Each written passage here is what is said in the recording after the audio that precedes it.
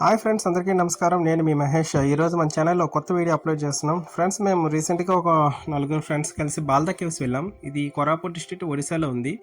కోరాపుట్లో almost అన్నీ చూసేసాం. మాన్సూన్లో ఇంకేదైనా మంచి ప్లేస్ ఉందని గూగుల్లో వెతికితే బాల్దా కేవ్స్ కనిపించింది.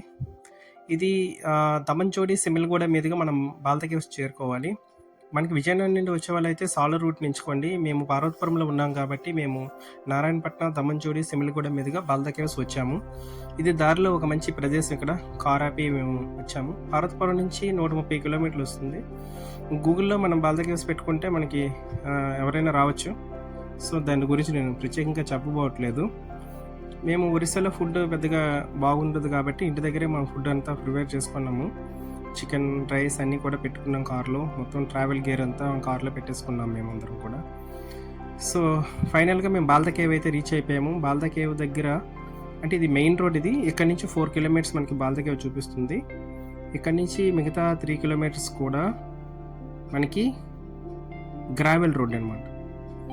సో మేము వచ్చే రూట్ అంతా బాగానే ఉంది. దమన్జోడిలో నాల్కో ప్లాంట్ అయితే ఉంది ఫ్రెండ్స్. అందువల్ల ఈ దమన్జోడి, సిమిల్గూడ ఏరియాస్ అన్నీ కూడా వెల్ డెవలప్డ్గా ఉన్నాయి. రోడ్స్ అవన్నీ కూడా చాలా బాగున్నాయి.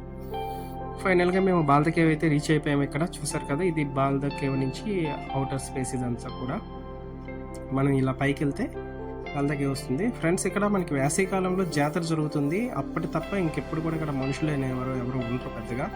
వస్తే మన ఆంధ్ర నుంచి లేదా ఇంకా వేరే సిటీస్ నుంచి, కోరాపుట్ లేదంటే ఒరిస్సాలో ఉన్న వేరే సిటీస్ నుంచి ఇక్కడికి వస్తుంటారు పర్యాటకులు ఈ కేవ్స్ని చూద్దామని. ఈ కేవ్స్ పక్కనే ఆ పైన ఇంకొక 500 మీటర్స్లో మనకి ఒక పాండ్ ఉంటుంది. ఎత్తైన ప్రదేశంలో వాటర్ చేరు ఉంటుంది, చాలా బాగుంటుంది. అది తర్వాత చూపిస్తాను మీకు. ఫ్రెండ్స్, మాతో పాటు ఇంకొక 2 ఫ్రెండ్స్ వచ్చారు. వాళ్ళు శ్రీకాకుళం నుంచి వచ్చారు. బైక్ పై ముందుగానే వాళ్ళు చేరుకున్నారు. వాళ్ళు మా వాళ్ళు విష్ చేస్తున్నారు. ఇదేంటి ఫైనల్గా బాల్దా కేవ్స్ అనేది. పెద్ద ఏం కాదు, బట్ అంటే ప్రశాంతత కోరుకున్న వాళ్ళకి ఇలాంటి ప్లేస్లు అనేవి చాలా బాగా వస్తాయి. ఏదైనా ఒక కొత్త ప్రదేశానికి మనం వెళ్ళినప్పుడు ఆ స్ట్రెస్ అంతా కూడా తగ్గిపోతుంది మనకి. సో ఇది బాల్దా కేవ్. పైనుంచి చూసారు కదా ఎంత బాగుందో. ఆ వెలుతురు అనేది ఆ హోల్ నుంచి వచ్చి పడుతుంది మన పైన. ఇక్కడ ఫొటోస్ కూడా తీసుకోవచ్చు. ఇక్కడ నాగేశ్వరి దేవి టెంపుల్ ఉందండి. టెంపుల్ అంటే ఒక చిన్న గుహలో ఒక విగ్రహం అనేది ఉంది. వేసవికాలంలో ఇక్కడ జాతర జరుగుతుందంట, నాగేశ్వరి దేవి జాతర. ఇది ఆ విగ్రహం అనేది ఇక్కడ ఉంది. చూసారు కదా, ఇది. ఎవరైనా రావచ్చు, కాస్త ప్రశాంతత కోరుకునేవారు. ఫ్యామిలీతో ఇంకా వస్తే ఇంకా మంచిదే, ఎందుకంటే చాలా పీస్ఫుల్గా ఉంటుంది ఈ ఏరియా. అమ్మవారు నాగేశ్వరి దేవి అమ్మవారు అంట ఇక్కడ. చాలా బాగుంది. ఈ విగ్రహాన్ని అనుకొని ఇంకొక దారి కూడా ఉంది పైకి వెళ్ళడానికి. అంటే అది మేము అందులోకి వెళ్ళే ప్రయత్నం చేసాం, కానీ భయం వేసింది. చాలా రోజులు బట్టి అక్కడ ఎవరు లేరు అనుకుంటున్నాను. దానితో వర్షాకాలం కదా, పాములు ఇవన్నీ ఉంటాయి, ఎందుకని చెప్పేసి రిస్క్ చేయలేదు. ఇది మన విగ్రహం నుంచి మళ్ళీ కేవ్ బయటికి ఎలా వస్తున్న దారిది. ఈ ప్లేస్ అయితే చాలా బాగుంది. ఇప్పుడు మీరు చూస్తున్న ప్లేస్ అయితే చాలా బాగుంది. ఫొటోస్ అవన్నీ చాలా బాగా వచ్చాయి ఇక్కడ మేము తీసుకున్నాము. అందులో వర్షాకాలం వచ్చాం కాబట్టి ఇంకా కొత్త అనుభూతి అనేది మాకు వచ్చింది. ఇక్కడతో ఈ బాల్దా కేవ్ అనేది చూసేసాము. బయట వర్షం పడుతుంది, కాస్త వెయిట్ చేస్తున్నాం అక్కడ. మనం ఇక్కడ నుంచి ఇప్పుడు కనిపించే రోడ్ నుంచి కొంచెం ముందుకు వెళ్ళి ఇంకో 500 మీటర్స్ చూస్తే మీకు పాంగ్యాంగ్ లేక్ ఎవరికైనా ఐడియా ఉంటే కనుక, అది ఎలాగో కొండల ప్రాంతంలో ఒక మంచి సరస్సు ఉంటుందో, ఇక్కడ కొండ పైన ఒక చిన్న పాండ్ ఉంటుంది. అందులో వర్షం నుంచి వచ్చే నీరు చేరి చాలా అందంగా కనిపిస్తుంది ఆ ప్రదేశం. ఇప్పుడు అక్కడికి వెళ్తాం మేము. సో ఇక్కడతో ఈ బాల్దా కేవ్ ఎక్స్ప్లోరేషన్ అయితే అయిపోయింది. వర్షం అయితే బాగా పడుతుంది.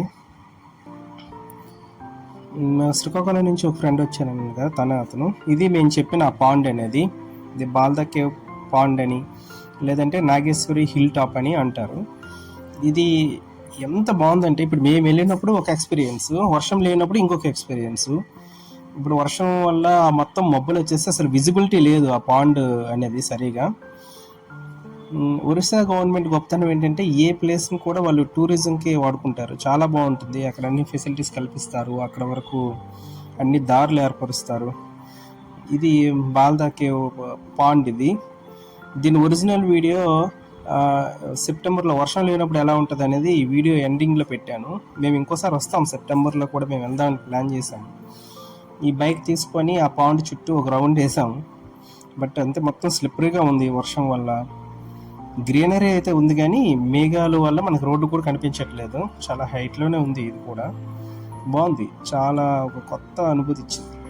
1000-1500 రూపాయల్లో దగ్గరలో ఏదైనా చూడాలనుకునేటప్పుడు చాలా బాగానే మంచి ప్లేస్గా వచ్చాము మేము. తర్వాత మేము ఇంకా సాయంత్రం అయిపోయింది, ఇంకా ఉంటాయి కదా ఏర్పాట్లు, ఇవన్నీ చూస్తున్నాము. ఎంజాయ్ చేసాము, బాగానే ఉంది. ఏరియా అంతా చాలా చక్కగా అనిపించింది. యాక్చువల్గా కారుతో మనము ఆ పాండ్ వరకు వెళ్ళిపోవచ్చు, కానీ ఏంటంటే ఈ రోడ్ అంతా స్లిప్పరీగా మారిపోయింది. సో అక్కడ వెహికల్ అనేది ఆ అప్ ఎక్కడం లేదు. మేము ఇక్కడే బస్ వేసాం. ఇది మనం సెప్టెంబర్లో కనుక వస్తే ఇలా ఉంటుంది ఈ ఏరియా అంతా కూడా. అటు మాన్సూన్కి వింటర్కి మధ్యన అలా ఉంటుంది.